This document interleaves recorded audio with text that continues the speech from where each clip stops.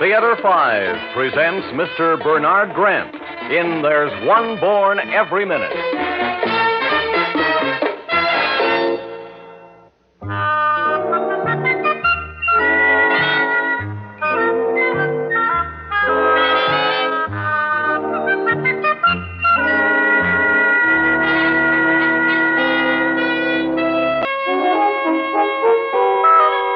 My name is Rev. Harrison Kendall. Among ourselves, let's admit that I am a con man, as my father before me and his father. A distinguished tradition to live by one's wits and the gift of gab. Just give me a crowd, and I can bring them under my spell. Today, the occupation of the con artist and pitchman has been taken over by characters who deal in stolen merchandise, switchblades, zip guns, and cigarettes that have no brand names. But this is the story of a con man who was content with a suitcase full of neckties, vegetable peelers, magic spot removed glass jewelry, and miraculous medical cures. Let's step a little closer as he makes his pitch. It needs no medical man to tell all of you intelligent people listening to me that the basis of every man's existence depends on the intricate system of ducts and elastic pipes the great engineer has designed to carry through all of us the life stream, the blood. Now, when this fails, we fall prey to all man's dread diseases. When you're sick and common medicines will not aid you, I offer you Hod Curaria, the magic elixir I hold in my hand. It brought me back from death's threshold. 4 years ago, a deadly, massive, systemic infection held my wasted body in its irreversible thrall. My medical colleagues had given me up for lost. Then, one day, in my laboratory, experimenting with the magic drug curare, I stumbled onto the greatest boon to mankind since the discovery of...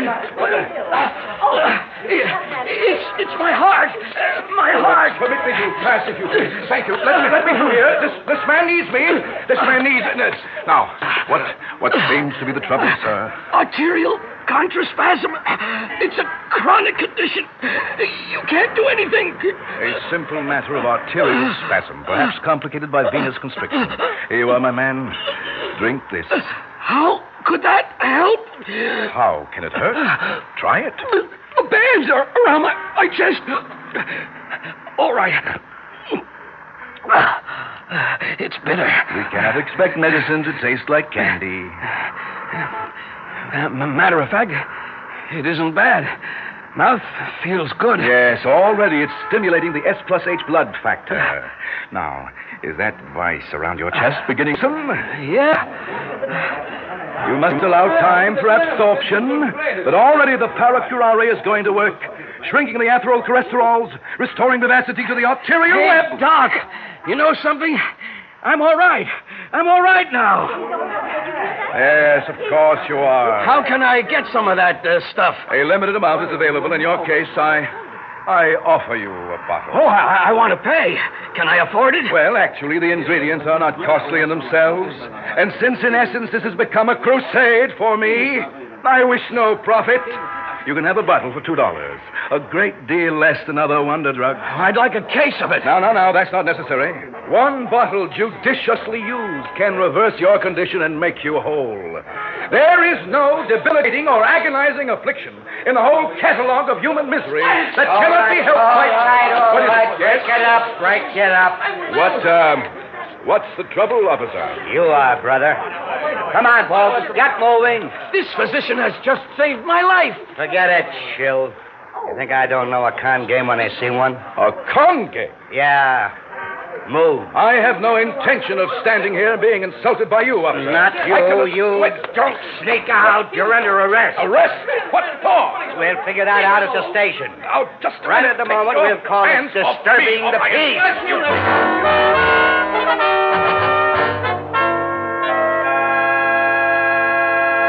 I don't know, Copperman. Why is it every time I'm on a desk, I collect all the cons, grifters, deadbeats, and I crooks? resent the tenor of those remarks, Sergeant. And I'll button up, Buster, before I book you. You cannot book me. I stand on my rights under the Fourth Amendment as a private citizen. Look, Congenero, All you are is a public menace. I'd drop you in a poke if you weren't standing room only. On what charge, pray? Vagrancy would do for openers. Vagrancy? You know you ain't got a red cent to your name. Well, that's just a temporary embarrassment. My cash reserve is all tied up in my inventory. Now, had you given me the opportunity to distribute my panacea... Get him off my back, Cupperman. I got the lumbago to begin with. It's killing me. All right, Bunko. Let's float. By all means. But may I suggest, Sergeant, that I can ease your problem? One bottle of my miraculous hot curaria could dispel your miseries by the magic of modern science and pharmacopoeia. For a nominal price, you could throw off the galling yoke of unnecessary pain. Cupperman, get him outside and point him for the city limits. If you're not out of town in half an hour, I will clap you in the can. Without funds, how can I travel? That's your problem. But half an hour. It's a small town. You'll make it. And take your sugar water, whatever it is, with you. And this junk here. What's this? That is a pocket Bible for my daily reading. It would behoove you to read it, Sergeant, and start the deep wellspring of the milk of human kindness flowing through your veins. All I got in my veins is blood, brother, and you're bringing it to a boil. Copperman! Yes, Sergeant. All right, come on, Doc. The title may be courtesy, but as a medical missionary, I am profoundly sorry for your superior, Officer Cupperman. Sure. Missionary? Yes, from the Far East. You know, it was there I found my wonder drug, the cure for all man's evils. That stuff you got in the bottles, good for bunions? Oh, my dear boy. Expand the arteries, as my hot curaria does. And pain is a word, not a cross. There's a bus coming. Look, I'll tell you what. Give me one of your bottles and you can ride out of town. By all means. Oh, you are a wise man. That will be $2, please. Are you kidding? I'll give you a quarter of a bus fare. Go to the last stop, get off at Mary's Diner. Maybe you can pick up a hitch on a truck. A quarter? Yeah, take it or leave it. I'll take it. As Buddha might have said, arrivederci. All my life I have been a confidence man. My wits against the marks. A fair division, a reasonable match. But in an era of plenty, I have fallen on evil times. With all my ready wit, my gift for gab, my astonishing acumen. Where do I go from here? Is this seat taken? Oh, my profound apologies, madam. Let me move my suitcase and Bible. I'm sorry to bother you, but it is crowded. Oh, the fault is mine. Would you prefer to sit by the window? Oh, no, thank you. I'm getting off very shortly. Did you lose your place? No, not at all. Wherever I was perusing, I can always find it. Such a comfort, the Bible. You know it well. Oh, I should hope so. It's my life. Where were you reading? Those wonderful words of St. Paul. There abideth these three: faith, hope, and charity. My favorite. Are you a minister? A missionary. A missionary.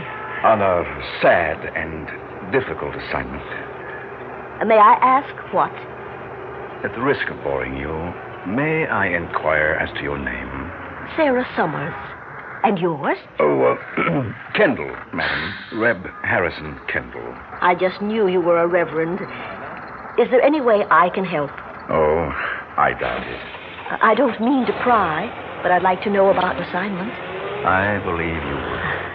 You know, sometimes even those of us who minister must find relief ourselves in confession.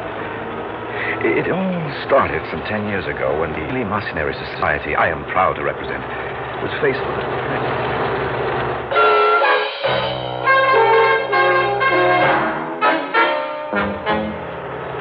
And the rebel government burned out your whole mission and hospital. Sadly, yes, Mrs. Summers.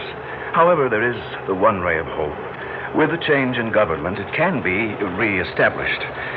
But that will take funds. You make me feel so guilty. You? Yes. My husband is retired. Our home is almost paid for. Look, I've just been to the bank and taken out our savings to make the last payment on our house, $1,000. all for us. I'm sure that you deserve every bill in there. Not one, at least. We have to think of others. Would you be embarrassed if I offered you $20 for your cause? Oh, I couldn't accept that. That is, not I myself. But for the greater good. Oh, gracious. This is my stop. I've got to put things away and gather my packages. Allow me to help. If you just hold my pocketbook while I get my shopping bag. A pleasure, madam. I'm getting off, driver. Hold it. Are you sure you have everything? Oh, yes, thanks. All my hopes go with you in your good fight. I wish I could have done more. Now I must rush. Goodbye, Reverend Kendall. A nice old lady. The perfect mark. And I have some getaway money now. A $20 bill. My confidence resurges. I'm still able to soft song in spite of adversity. I've spent my life pitting my wits against the gullible. But one thing I have never done before. I have never stolen. I am a con man, bunco, or grifter, opportunist, but never a thief. By the window, in my hand where I have lifted it, I nestle against my thigh a wallet containing a lifetime savings. $1,000, less 20, freely given. I would have conned her out of it without a moment's hesitation. But to steal it directly? Can I do that? And if I could, can I get away with it?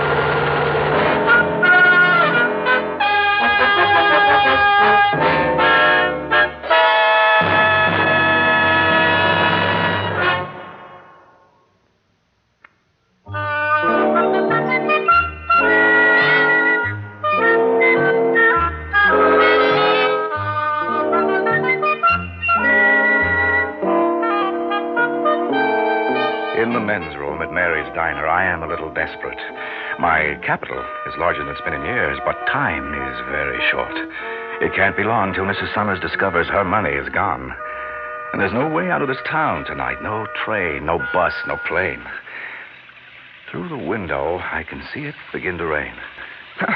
I can't even make it on foot now, but how do I make my getaway? Oh, there's the answer. Ferry Trucking Company. Big trailer job, one driver, plenty of room. What's that slogan printed on the side say? Leave it to the good ferry to deliver. An abominable pun, but an excellent omen. I'm going to get away with it after all.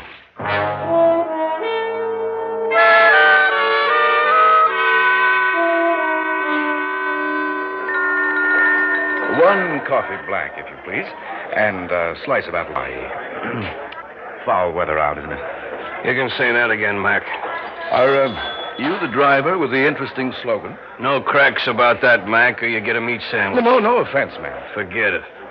I just got a sore head tonight. I gotta make the coast by morning. I don't know how I'm gonna stay awake. Could you use a companion? You looking for a hitch? Well, there's no other transportation available. You're in on one condition. Name it. You think you can talk for 8 hours straight? Brother, you have picked the right man. Okay. You bought a ride. You got 5 minutes to finish that coffee while I gas up and check the rig. And you're gonna have to hold your hat. I got time to make up or we'll be rolling. Here you are. Oh, thank you, miss. You can cancel the pie. I won't have time for it.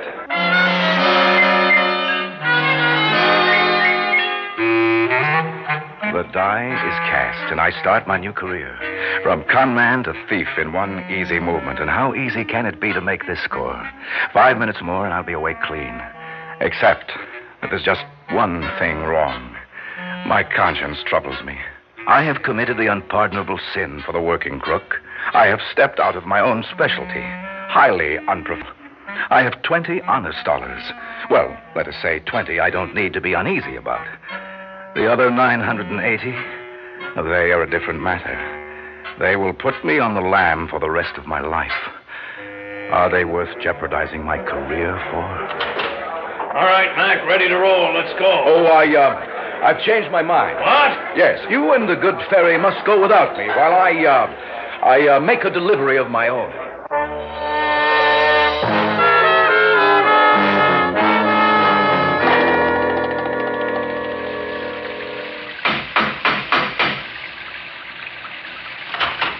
Yes? Why, it's Reverend Kendall. What are you doing here? I'm here to throw myself on your mercy, Mrs. Summers. Well, you can't do it in the rain. Come in, come in. Now, what do you mean, throw yourself on my mercy? You, don't know? No, but you can explain as soon as you take off that wet coat and can warm up by the fire. How did you find me? Oh, I looked up your address. But I have no phone. We're not in the book. Oh? Well, so I saw, but, you are in the city directory. Oh, of course. How clever of you. Now, you sit down and I'll get my husband. I want you to meet the sheriff. The sheriff? Retired, of course, but we still use the old title. I hope we can help you. What's wrong, Reverend? You don't know there was a thief on the bus? No. Oh, yes. Thank heavens I kept my purse safe. But you... Oh, poor Reverend Kendall, you were robbed. Every cent I had. I've wired my church, of course. But I had to have an address for them to wire me money, and in a strange town, yours was the only place I could think of. Well, you can stay here until your money comes. Now, just dry off, and I'll get some tea. A dear little old lady, naive and trusting. Her pocketbook right there on the table. Oh, Reb, this is your lucky day. Just take the wallet and return it. And just as a sop to fate, and in the memory of your own loving mother, go all the way. Return the extra 20. Sucker's gesture or not, slip it into the wallet. All right, mister. Just get your hands up over your head. What? Sheriff Summers, and I've got a gun in this desk. But, my dear sheriff... Just raise your hands. That's better. Ever since Sarah told me about meeting you on the bus, I had a hunch you were up to no good. You weren't satisfied with 20, huh? You had to have it all. My dear sir, believe me, you misunderstand. Yes? In what church were you ordained? Why, I never said that. You called yourself Reverend? A misunderstanding. You see, my first name is Reb, short for rebel. Reb with a B. Frequently there is a misunderstanding. Not this time, brother. You're under arrest. I thought you were retired. I am. We'll call this a citizen's arrest. And don't think once we get to the police station, I can't make it stick. Chow time, Grifter. I should have known you would end up a guest of the city. Sergeant, you don't understand. I was only trying to return the money. Sure you were. What do you take me for, a sucker? Oh, no. After a lifetime of bilking them, I turned up the classic one. Who says honesty pays? You ought to have given it a whirl just once. I did. And look where it got me. Hey, where have you been, Copperman? Big accident on a turnpike. A truck jackknifed off Devil's Elbow. Driver was killed. Oh, yeah? Anyone else on that truck? Nope, he was all alone. What's he doing here? Oh, he tried to heist $1,000 from Sheriff Summers' wife. Some sucker play. Oh, officer, would that have been a ferry truck that crashed? You got it. One time, the good ferry didn't deliver. It's all in the point of view. It was Mr. Barnum who said, there's one born every minute. And I'm happy to join the fraternity, or I wouldn't be alive.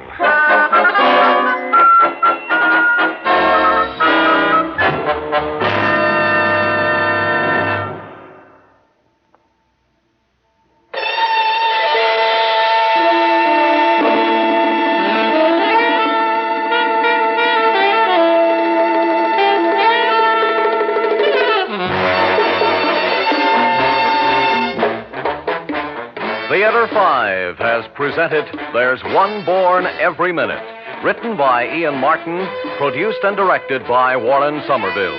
In the cast, Bernard Grant, Arthur Cole, Ralph Bell, Abby Lewis, Gilbert Mack, and John McGovern. Audio engineers Neil Pulse and Marty Folia. Sound technician Ed Blaney. Script editor Jack C. Wilson. Original music by Alexander Vlastotsenko. Orchestra under the direction of Glenn Osser. Executive producer for Theater 5, Mr. Lee Bowman. We invite your comments. Write to Theater 5, New York 23, New York. That's Theater 5, New York 23, New York. This is Fred Foy speaking.